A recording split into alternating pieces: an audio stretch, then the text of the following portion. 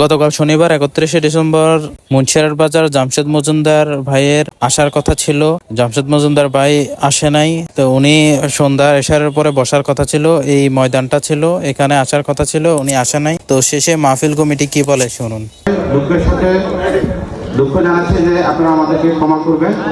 আপনাদেরকে কষ্ট দেওয়ার জন্য আপনারা আমাদেরকে বিনীতভাবে ক্ষমা করে দেবেন। তো বিষয়টা হলো, আমি জানি না আসলে এখানে কি হয়েছে বা কোথায় ঝামেলা ছিল, উনি আসার কথা বলছে কি না, কিন্তু পোস্টারে ওনার নাম ছিল। শায়েক আলোচনা করছে, আমি জানতাম যে উনি আসবো।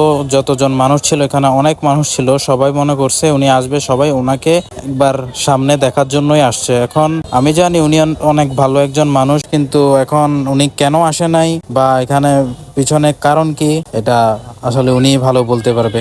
আমি নিজেও আসছিলাম, উনি আসবে তাই ওনার আলোচনা শোনার জন্য অনেক মানুষই আসছে, সবাই হতাশ হয়ে ঘরে ফিরেছে।